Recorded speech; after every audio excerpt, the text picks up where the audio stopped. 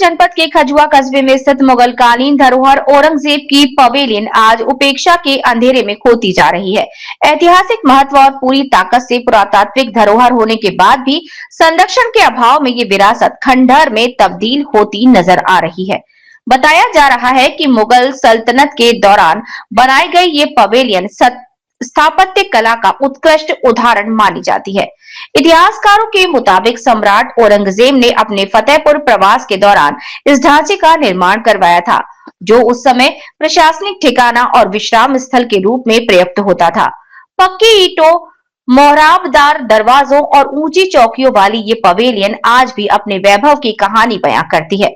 रुक रुक कर हो रही मरम्मत और देखरेख की कमी ने पवेलियन की संरचना को कमजोर कर दिया है। कई हिस्सों में दरारें आ चुकी हैं। वंदे भारत न्यूज ने हकीकत जानने के लिए वहां पहुंचकर देखा तो हकीकत सामने नजर आई। ऐसी ऐतिहासिक धरोहर को देखकर यहां पर्यटन की संभावनाएं अधिक हैं। पर्यटन के लिए एक बड़ा आकर्षण का केंद्र बन सकता है। अमरदीप त्रिपाठी, फतेहपुर। फतेहपुर जनपद के बिनकी तहसील अंतर्गत एक ऐतिहासिक कस्बा है खजुआ, जहां पर एक मुगल कालीन किला देखने को मिल रहा है और इतिहास में भी दर्ज है कि यहाँ पर एक ऐसा औरंगजेब का किला है। जबकि बताया तो ये जाता है कि मुगल कालीन औरंगजेब ने कुल यहाँ पर 6 महीने के लिए राज्य किया था।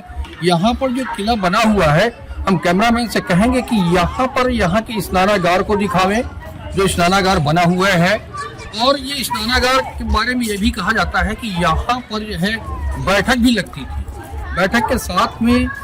और यहाँ जो सामने आप देख रहे हैं, यहाँ एक 52 बीघे का तालाब भी हुआ करता था जहाँ पर। और इस बिल्डिंग में जो आप छेद देख रहे हैं, तो इसमें बताया यह जाता है कि जो बुजुर्गों के अनुसार कि औरंगजेब ने अपनी सुरक्षा व्यवस्था को मजबूत करने के लिए यहाँ पर तोपों को लगाते थे ताकि बाहरी आक्रमण से बच सके। अब यहाँ का जो मुख्य आकर्षण का केंद्र है वो है यहाँ पर बनी हुई 3 बावलियां। बावलियों का अर्थ है कि गहरे कुएं, और उन गहरे कुओं को भी हम आपको दिखाएंगे चल करके। और यहाँ पर वर्तमान समय पर अगर देखा जाए तो सरकार की मंशा के अनुरूप इस पूरे इसको जो है प्रांगण को पुरातत्व विभाग को दे दिया गया है। पुरातत्व विभाग यहाँ के रंग रोगन और इसकी देखरेख में पूरी तत्परता के साथ लगा हुआ है। अब हम ये कैमरामैन से भी कहेंगे कि ये जो है पीछे का साइड दिखावे, जहाँ पर आजकल खेती भी हो रही है। लोग यहाँ पर अपना अन्न उत्पादन करके अपने परिवार का जीवन भरण पोषण भी कर रहे हैं। अब चलते हैं, दिखाते हैं कि उन बावलियों की क्या स्थिति है। आइए चलते हैं। देखिए, तो हमने जो दर्शकों के लिए एक जानकारी प्रोवाइड कराने की कोशिश की है कि यहाँ पर जो 3 बावलियाँ बनी हैं, तो एक तो बावली ये है जहाँ पर गवर्नमेंट ने लोगों द्वारा कई बार ऐसी घटनाओं हो चुकी हैं जिसके चलते उन्होंने गेट लगवा दिया है। तो कुल मिला के मतलब ये था कि मुगलकालीन शासक औरंगजेब ने अपनी प्रजा को नहलाने के लिए, पानी पीने के लिए सारी व्यवस्था की थी।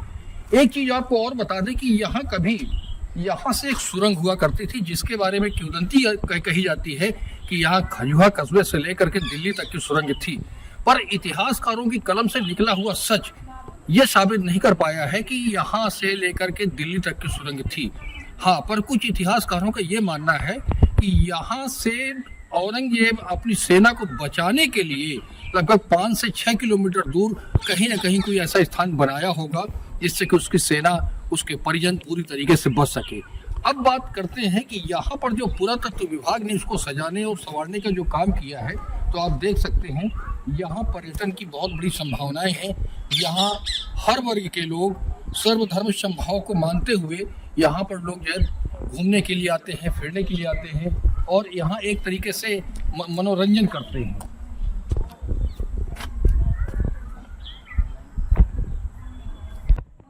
तो यहाँ इस बाग बादशाही के नाम से ये प्रसिद्ध स्थान, जहाँ पर भारतीय पुरातत्व विभाग के अनुसार यहाँ पर एक तिरंगा ध्वज भी लहराया गया है, जिसको देख के लगता है कि यहाँ पर आने वाले पर्यटक देश प्रेम की भावना से ओतप्रोत होकर के यहाँ पूरी तरीके से अपने परिवार के साथ मनोरंजन करते हैं।